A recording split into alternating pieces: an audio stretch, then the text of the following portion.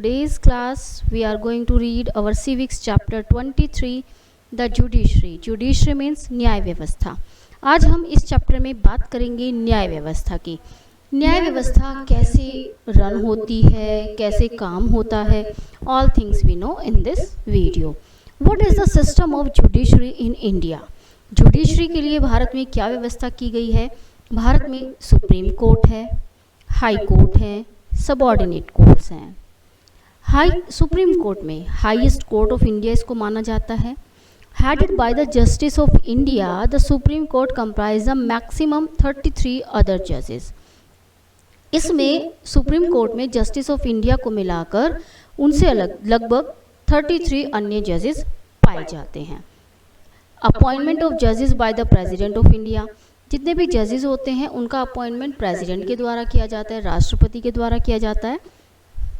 इनके पास पावर होती है ओरिजिनल जुडिक्शन की, एपेलाइट जुडिक्शन याचिका संबंधी जो मुद्दे आते हैं उनके लिए न्याय देना, एडवाइजरी सलाह संबंधी मुद्दों पर सलाह देना. ये सब सुप्रीम कोर्ट के अंडर में आते हैं. Highest court of the state high court को कहा जाता है. अपॉइंटमेंट्स ऑफ जजेस bye the president of India. इसमें जो जजेस का अपॉइंटमेंट होता है वो president of India, chief justice of supreme court and governor of states तीनों मिलकर अपॉइंटमेंट करते हैं हाई कोर्ट में जजेस का. इसके बाद हमारा आता है सबऑर्डिनेट कोर्ट्स. इसमें शामिल होती हैं all civil courts, criminal courts and revenue courts. सभी सबऑर्डिनेट कोर्ट्स में शामिल की जाती हैं. जो अदालतें होती हैं, सबऑर्डिनेट अदालतें होती हैं, उनमें शामिल की जाती हैं. India democracy rest of 3 pillars. हमारे जो देश की प्रजातांत्रिक व्यवस्था है वो 3 स्तंभ, पिलर्स मीन्स स्तंभ पर खड़ी हुई है. 3 स्तंभ इसमें शामिल हैं. लेजिस्लेचर जो कानून बनाने का काम करती है, एग्जीक्यूटिव जो कानून को लागू कराती है, एंड जुडिशरी जो कानून के विघटन को रोकने के लिए काम करती है. These are the organs of the government. यही सरकार के organs के रूप में जानी जाती हैं. The judiciary is that organ of government which administers justice. Judiciary वह organ है सरकार का जो न्याय की व्यवस्था करती है, अवार्ड पनिशमेंट और उनके लिए सज़ा का प्रावधान रखती है जो कानून का खंडन करते हैं, कानून को तोड़ते हैं. In India, the judiciary functions independently of the other 2 organs of the government. हमारे देश में जो जुडिशरी का फंक्शंस है वो पूरी तरह से स्वतंत्र माना गया है, जिसमें जो हमारे 2 ऑर्गन्स हैं just like legislature and executive, इनका कोई भी योगदान नहीं होता, ये इनमें इंटरफेयर नहीं कर सकते हैं. अब क्या क्या फंक्शंस जुडिशरी के अंतर्गत आते हैं? It settles disputes and punishment the guilty through applications of relevant law. यह कानून के दायरे में रहकर झगड़ों का निपटारा करती है और जो गिल्टी दोषी पाए जाते हैं, दोषी होते हैं, उनको सज़ा देने का काम करती है, पनिश करने का काम करती है. It protects the right of citizens of India. यह देश के नागरिकों के अधिकारों की सुरक्षा करती है, जिसमें उनके फंडामेंटल राइट्स भी शामिल होते हैं. जो संवैधानिक अधिकार निर्धारित किए गए हैं वो भी इसमें शामिल होते हैं.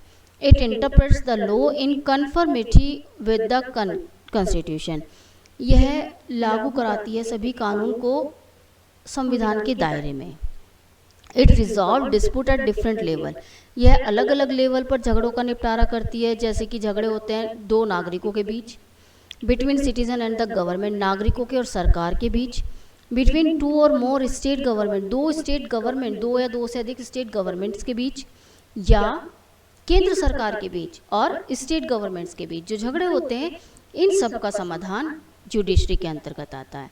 It issue a writs means एक रिटन डॉक्यूमेंट इशू करती है और formal written order to concern organ of the government और any other government institution that has violated the right of the people.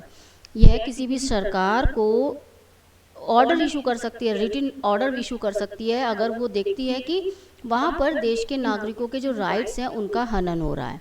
Thus ensuring that people enjoy their fundamental right. यह निश्चित करती है कि देश के सभी नागरिक अपने संवैधानिक अधिकारों को इंजॉय करें, उनका ह्रास ना हो. It can declare any law passed by the central or state government as unconstitutional. वह सरकार द्वारा बनाए गए किसी भी कानून को, चाहे वो सेंट्रल गवर्नमेंट के द्वारा बनाए गए हो या स्टेट गवर्नमेंट के द्वारा, उनको असंवैधानिक घोषित कर सकती है इफ इट थिंक्स, अगर उसे यह सोचती है कि कानून is not conformity with the constitution, यह कानून संविधान के अनुरूप नहीं बना है, तब वे क्या करेगी, उसको असंवैधानिक घोषित कर सकती है। Need for independent and impartial just judiciary, एक स्वतंत्र और अहस्तक्षेप रहित जुडिशरी, सभी के साथ समानता के हिसाब से न्याय हो, इस चीज़ को निर्धारित करते हुए एक इंडिपेंडेंट जुडिशरी की ज़रूरत क्यों होती है। To protect and ensure a citizens right, देश के नागरिकों के अधिकारों की सुरक्षा करना और उन्हें निश्चित करने के लिए इट इज़ नेसेसरी है, ज़रूरी है कि जो कोर्ट्स है परफॉर्म देयर फंक्शन वेल, वह अपने कार्यों को सही तरीके से करें, and who are meant to impart justice are independent and impartial, जितने जो जजेस हैं वो भी इंडिपेंडेंट रहे, अपने कार्य को इंडिपेंडेंटली करें, क्योंकि उनको रखा गया है उस न्याय के लिए जो इंडिपेंडेंट होना चाहिए और अपक्ष रहित होना चाहिए, किसी के भी पक्ष में ना हो। They must also feel secure and fully protected regarding their life and service condition and terms, वो अपनी पूरी लाइफ टाइम तक जो जजेस होते हैं वो सिक्योर महसूस करें, प्रोटेक्टेड महसूस करें और अपनी life and services condition and terms, जो अपनी लाइफ है और सेवा है वो कंडीशन और टर्म्स के अनुरूप कर सकें।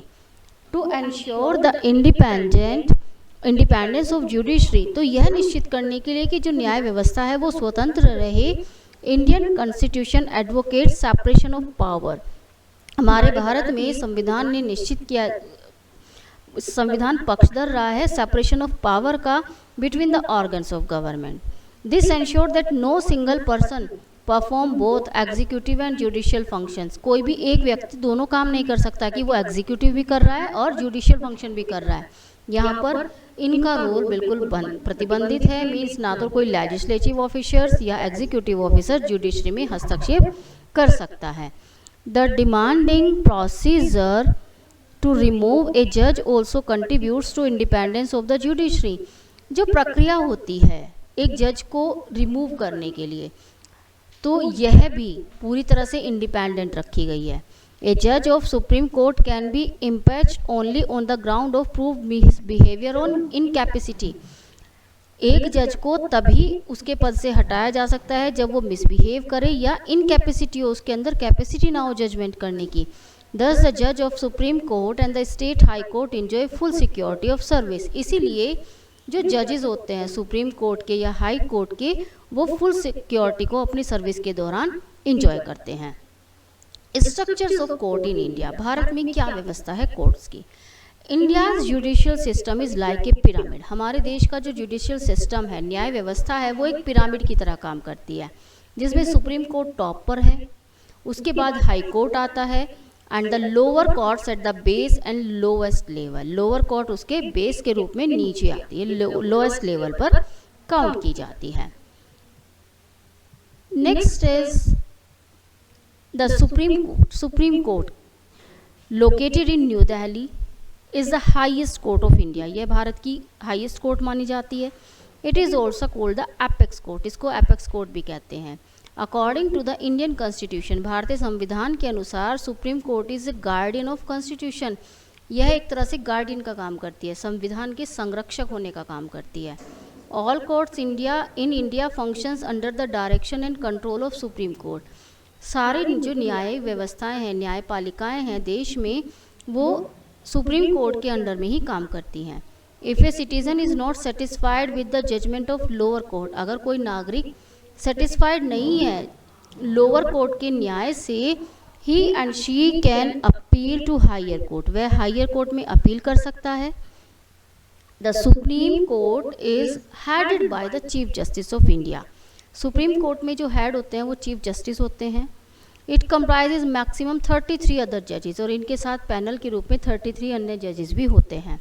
The president of India appoints the जजेस, जो प्रेसिडेंट होते हैं देश के राष्ट्रपति अपॉइंट करते हैं जजेस को ऑन द एडवाइस ऑफ, अब उसमें वो एडवाइस ले सकते हैं काउंसिल ऑफ मिनिस्टर्स की, एंड सिटिंग जज ऑफ सुप्रीम कोर्ट, और उस समय पर जो सिटिंग जज होते हैं, मीन्स सर्विस में जो सुप्रीम कोर्ट के जज होते हैं उनकी सलाह ले सकते हैं। जजेस of supreme court retire at the age of 65 years. जो जजेस होते हैं उनका रिटायरमेंट टाइम होता है 65 ईयर्स का। जुडिक्शन, जो न्याय होता है सुप्रीम कोर्ट में किस तरह से होता है। जो टर्म होती है jurisdiction refers to the domain responsibility of legal body. जो कानूनी प्रक्रिया है, कानूनी संरचना है देश की, उसकी रेस्पॉन्सिबिलिटी को बताती है। Over which it has authority to make legal decision, जिसके तहत उनके पास कानूनी निर्णय लेने की पावर होती है। The जुडिक्शन of supreme court of India can be divided into following basic categories. इस तरह से जो न्याय व्यवस्था है, न्याय की प्रक्रिया है सुप्रीम कोर्ट की, उसको अलग अलग कैटेगरीज में डिवाइड किया गया है। फर्स्ट इज ओरिजिनल जुडिक्शन, वास्तविक न्याय। दीज, इनमें कौन कौन से केस आते हैं, इसमें इंक्लूड किए जाते हैं वो केस जो disputes involving the union government and state, जो केंद्र सरकार और राज्यों के बीच झगड़े होते हैं वो ओरिजिनल जुडिक्शन के तहत आते हैं। या फिर dispute involving the violation of fundamental rights, वे मुद्दे जो देश के संवैधानिक अधिकारों के हनन से रिलेटेड होते हैं वो आपके सुप्रीम कोर्ट के अंडर में लाए जाते हैं इन ओरिजिनल जुडिक्शंस। एपेलाइट, एपेलाइट मीन्स याचिका संबंधी। ये वो के ओरिजिनल वो केस होते हैं जो दर्ज किए जाते हैं सुप्रीम कोर्ट में, वास्तविक केस हो गए। और एपेलाइट वो केस होते हैं जिनकी याचिका दर्ज की जाती है। The supreme court issue verdict और अपील, सुप्रीम कोर्ट में हम अपील दायर कर सकते हैं against the judgment of high court. अगर किसी व्यक्ति को हाई कोर्ट के जजमेंट से सेटिस्फेक्शन नहीं है then he can appeal in supreme court. The supreme court of India is the highest court, highest court मानी जाती है जहां पर अपील हो सकती है। Under this jurisdiction the supreme court can review the judgment of high court. इसमें क्या करती है सुप्रीम कोर्ट, जो हाई कोर्ट ने जजमेंट दिया है उसका रिव्यू लेती है। Give its own decision and on such a judgment, और उस निर्णय पर अपना निर्णय भी दे सकती है। या फिर अगर उसे लगता है हाई कोर्ट ने जो निर्णय लिया है वो सही है तो उसको बरकरार भी रखा जा सकता है। एडवाइजरी, सलाह संबंधी जुडिक्शन, इसमें सलाह देने का काम होता है। अब सलाह कौन से मुद्दों पर होती है। Supreme court can has the power to interpret the constitution, वह उसके अंदर पावर होती है संविधान की मुद्दों को लेकर हस्तक्षेप करने की। So the president of India may ask the supreme court for advice on various constitutional matters. इसलिए जो देश के राष्ट्रपति होते हैं वो विभिन्न संवैधानिक मुद्दों पर सुप्रीम कोर्ट से सलाह ले सकते हैं।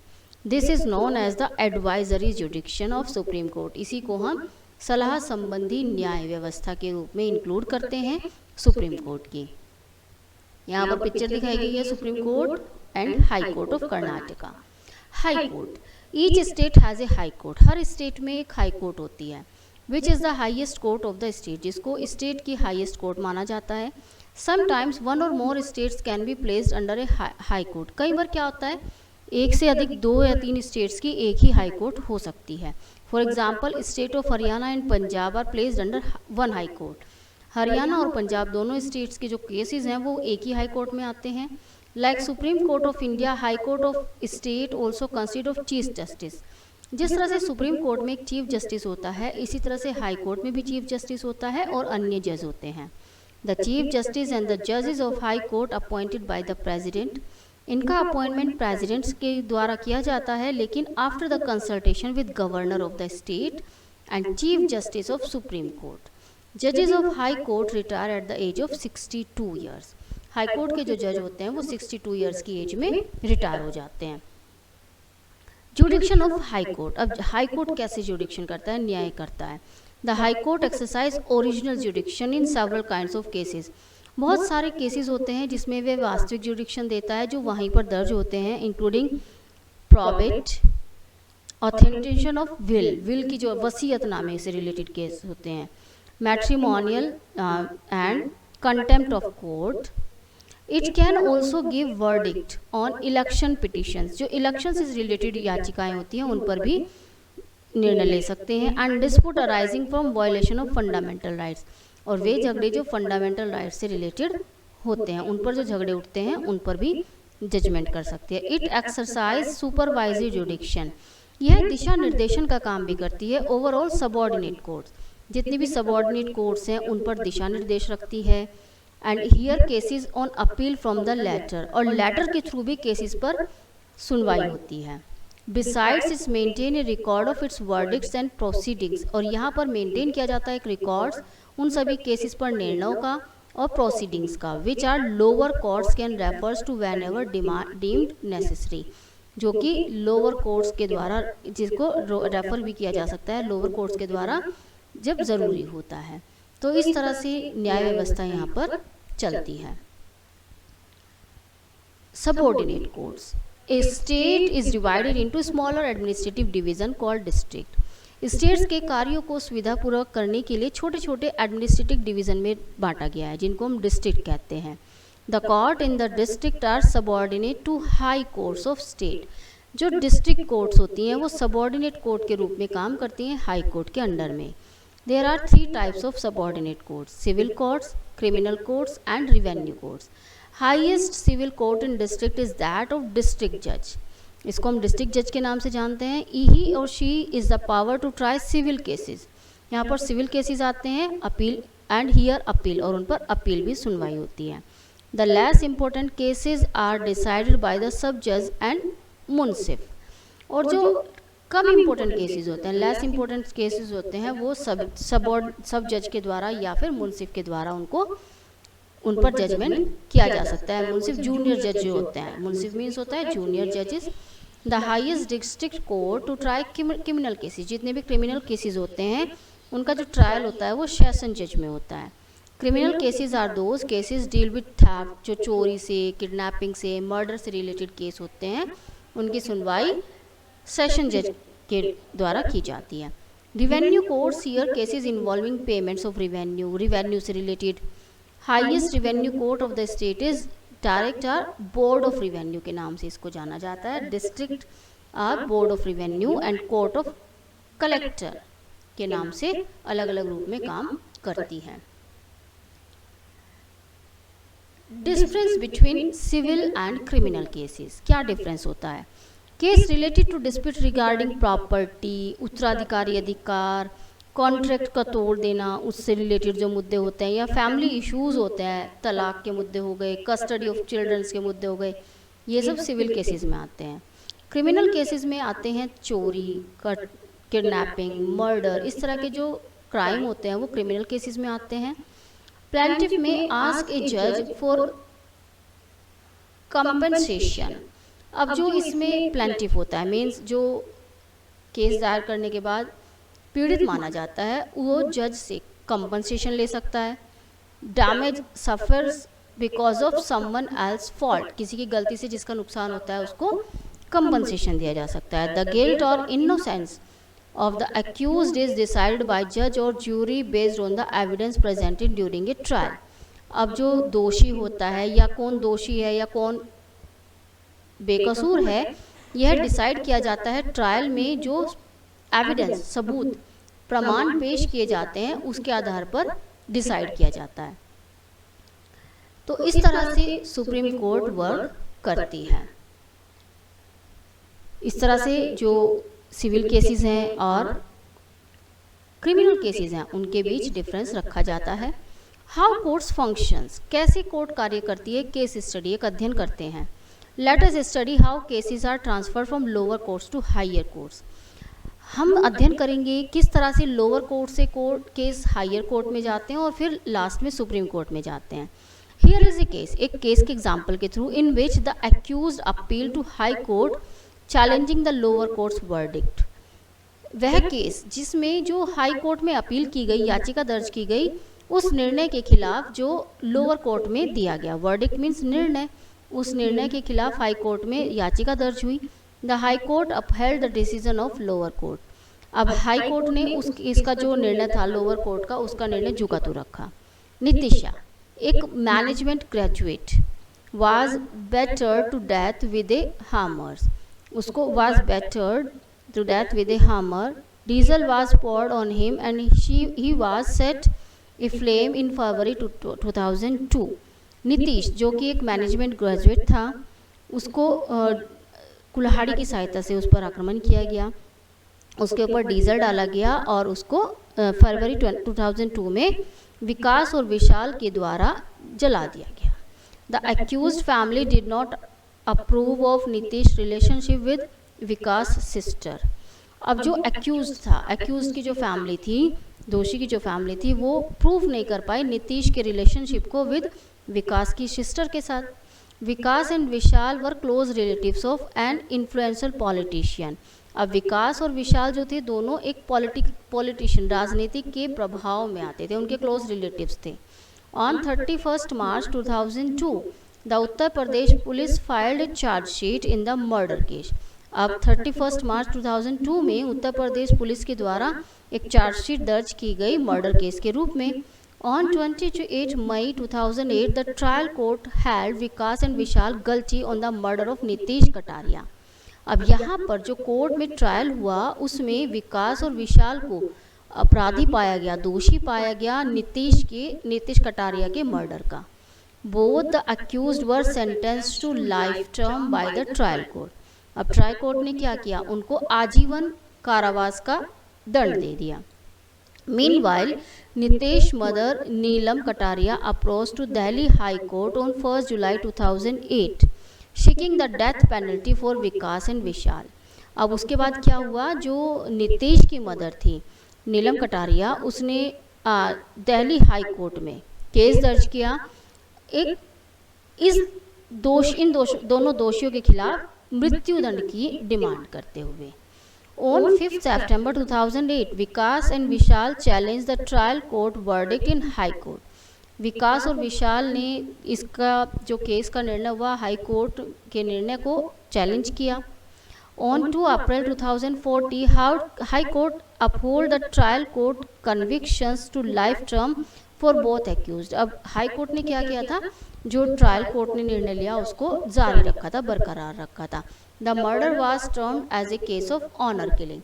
यह ऑनर किलिंग के रूप में इसको परिभाषित किया गया।